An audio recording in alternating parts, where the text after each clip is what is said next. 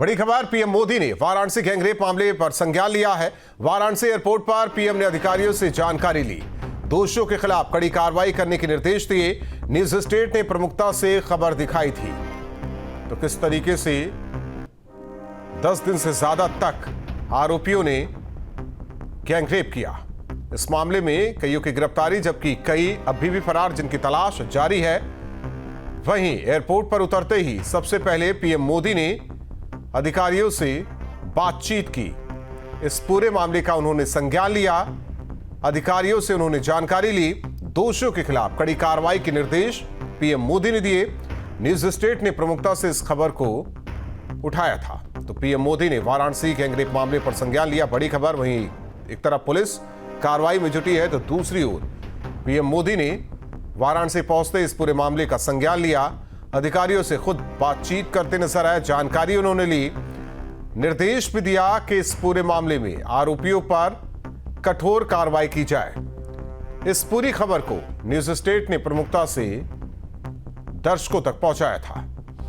तो बड़ी खबर, जिस तरीके से वाराणसी दौरा पीएम मोदी का रहा और जैसे ही वो वाराणसी पहुंचे, उन्होंने सबसे पहले एयरपोर्ट पर वाराणसी गैंगरेप मामले को लेकर अधिकारियों से बातचीत की। उस दौरान की तस्वीरें आपको दिखा रहे हैं। डीएम, पुलिस कमिश्नर मौजूद। इस दौरान बातचीत करते हुए पीएम मोदी अधिकारियों से संज्ञान लेते हुए इस पूरे केस को लेकर किस तरीके से गिरफ्तारी, क्या कुछ स्टेटस और आरोपियों की गिरफ्तारी कब तक, दोषियों के खिलाफ कड़ी कार्रवाई के निर्देश पीएम मोदी ने अधिकारियों को दिए। तो बड़ी खबर, न्यूज स्टेट ने प्रमुखता से इस खबर को दिखाया। तो पीएम मोदी ने वाराणसी गैंगरेप मामले पर संज्ञान लिया है। तो बड़ी खबर आपको बता रहे हैं, उस दौरान की तस्वीरें आपको दिखा रहे हैं। जब अधिकारियों से इस मामले को लेकर संज्ञान लिया, उन्होंने निर्देशित किया कि दोषियों के खिलाफ कड़ी कार्रवाई की जाए।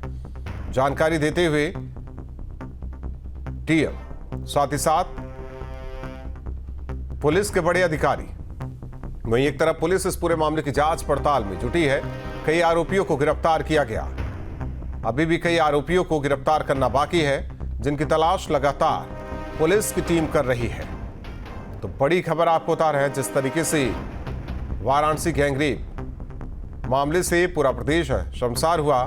हालांकि पुलिस ने इस पूरे मामले में कार्रवाई शुरू तो की, लेकिन अभी भी कई आरोपी फरार है, जिनकी तलाश में पुलिस की टीम जुटी है। और जैसे ही वाराणसी पहुंचे पीएम मोदी, उन्होंने वाराणसी गैंगरेप मामले का संज्ञान लिया, अधिकारियों से बातचीत की। वाराणसी एयरपोर्ट पर पीएम ने अधिकारियों से जानकारी ली।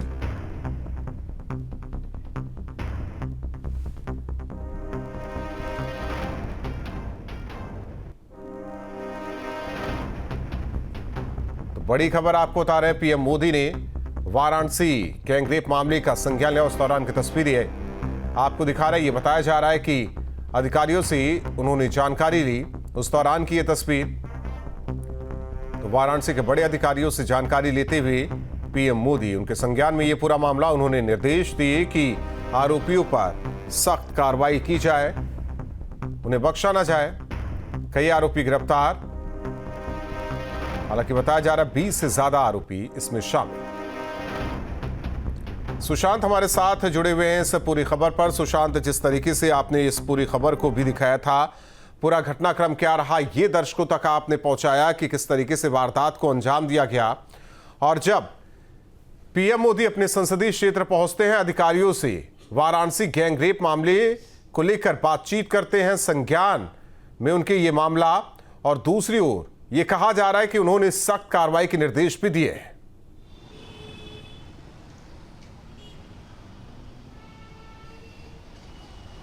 देखिए, प्रधानमंत्री वाराणसी के हर एक समस्या, हर एक चीज़ों से वाकिफ़ रहते हैं और इसीलिए प्रधानमंत्री को आपने देखा होगा, जब बनारस नहीं भी आते तब भी वो ट्वीट के माध्यम से बनारस की हर छोटी बड़ी घटनाओं पर वो अपनी नज़र रखे रहते हैं और उस पर दिशा निर्देश देते रहते हैं। इस समय जो ये मामला सामने आया कि 23 आरोपियों ने मिलकर के एक लड़की के साथ गैंगरेप किया, लगभग 7 दिनों तक अलग अलग बनारस की जगहों पर। इसके बाद मुकदमा दर्ज होता है, 12 नामजद होते हैं और 11 अज्ञात में मुकदमे को दर्ज किया जाता है। और उसके बाद अभी तक 12 आरोपियों को गिरफ्तार कर पुलिस जेल भेज चुकी रहती है। पर अभी भी जो बाकी आरोपी है 11, वो अभी भी पुलिस के गिरफ्त से बाहर है। हालांकि पुलिस लगातार वाराणसी के अलग अलग इलाकों में दबिश दे रही है, पर पुलिस ने अभी तक इस मामले को लेकर के मीडिया के सामने कोई भी ब्रीफिंग नहीं रखी है। पहले दिन जब ये घटना प्रकाश में आया तब पुलिस ने ये कहा था कि 6 लोग हिरासत में है और उनसे पूछताछ हो रही है, पर एफआईआर दर्ज होने के बाद लगातार हम पुलिस से बात करने की कोशिश करते रहे, पर पुलिस इस पूरे मामले पर कुछ भी बोलने से कतराती रही। अमूमन पुलिस अगर कोई एक भी गिरफ्तारी करती है तो उसका वर्कआउट का प्रेस कॉन्फ्रेंस होता है, पर इसमें 12 गिरफ्तारी हो जाती है। इतना संगीन मामला होता है, ना ही वाराणसी का पुलिस कमिश्नर, ना ही वाराणसी के डीसीपी, एडीसीपी, एसीपी कोई भी इस मामले में कैमरे के सामने कुछ नहीं बोलता। बस गिरफ्तारी होती है 12 लोगों की और जेल भेज दिया जाता है। अभी तक घटना में क्या कुछ हुआ, क्या प्रोग्रेस है, क्या रिपोर्ट दर्ज हुई, मेडिकल हुआ कि नहीं हुआ, इस पर पुलिस ने अभी तक कोई जानकारी कैमरे के सामने नहीं दी है जी। और शायद इसीलिए प्रधानमंत्री ने भी ये बात कही है अधिकारियों की कि आप इस मामले में क्या कर रहे हैं, इस मामले में जल्द से जल्द गिरफ्तारी कीजिए और सख्त से सख्त कार्रवाई कीजिए। साथ ही ये भी कहा है कि इस तरह की घटना की पुनरावृत्ति ना हो, इसका भी खास तौर पर ध्यान रखा जाए। खुद हमने बात की थी वाराणसी में, जब प्रदेश सरकार के मंत्री रविंद्र जायसवाल थे तो उन्होंने भी इस बात को कहा था कि उन्होंने पुलिस कमिश्नर को कहा है कि सख्त से सख्त कार्रवाई करे और पूरे शहर में जिस तरीके से ये वारदात हुई, अगर इसमें पुलिस भी कहीं दोषी है तो पुलिस के खिलाफ भी कार्रवाई की वो निर्देश देंगे। ये खुद वाराणसी में प्रदेश सरकार के मंत्री और उस इलाके में जहाँ ये घटना लड़की रहती है वहाँ उस क्षेत्र के विधायक ने इस बात को कहा था। तो आप समझ सकते हैं कि जब प्रधानमंत्री ने किसी मामले को संज्ञान में लिया है तो पूरा जो अमला है वो किस तरीके से अब सक्रिय है। लगातार पुलिस ये कह रही है कि इस मामले में तेज़ी से डेवलपमेंट हो रहे हैं और भी ज़्यादा जो लोग बचे हुए हैं उनकी गिरफ्तारी हो रही है, पर पुलिस अभी तक भी कैमरे के सामने कुछ बोलने से कतरा रही है। फिलहाल अब इस मामले में माना जा रहा है कि प्रधानमंत्री के संज्ञान लेने के बाद तेज़ी से इस पर कार्रवाई होगी और बचे हुए आरोपी जल्द से जल्द गिरफ्तार होंगे।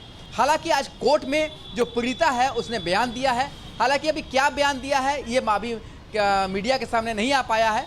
जब ये सारे बयान आ जाएंगे तो और भी ज़्यादा इस पूरे केस में स्पष्टता आ पाएगी। फिलहाल अभी मौजूदा जानकारी ये है कि 12 लोग गिरफ्तार हैं, कई जगह दबिश दी गई है और 2 से 3 लोगों को पुलिस ने और भी उठाया है, हिरासत में लिया है। हालांकि ये अपुष्ट सूचना है, पुलिस ने इसे कंफर्म नहीं किया है। अब देखने वाली बात ये होगी शाम तक इस पूरी घटना में और भी ज़्यादा डेवलपमेंट आने वाला है, तब पता चलेगा कि प्रधानमंत्री का संज्ञान लेने के बाद किस तरीके से पुलिस और सक्रिय हुई है और बाकी आरोपियों को कैसे धर पकड़ा जा रहा है। हालांकि देखिए ये तो रिपोर्ट्स हैं, लेकिन ऑथेंटिक तभी होगा सुशांत जब अधिकारी कुछ बोलेंगे, लेकिन अधिकारी नहीं जनप्रतिनिधि जरूर इस पूरे मामले को लेकर बोल रहे हैं और एक जनप्रतिनिधि होने की वजह से ही पीएम मोदी ने वाराणसी के इस पूरे गैंगरेप केस को लेकर संज्ञान लिया है, अधिकारियों को कड़ी कार्रवाई के निर्देश दिए हैं। लेकिन सवाल भी अभी एक तरीके से यहाँ पूछना जायज होगा कि आखिर वजह क्या है कि अधिकारी बताना नहीं चाह रहे हैं या इस पूरे मामले पर बच रहे हैं, क्योंकि हर कोई जानना चाहता है कि ये पूरी वारदात को अंजाम किस तरीके से दिया गया।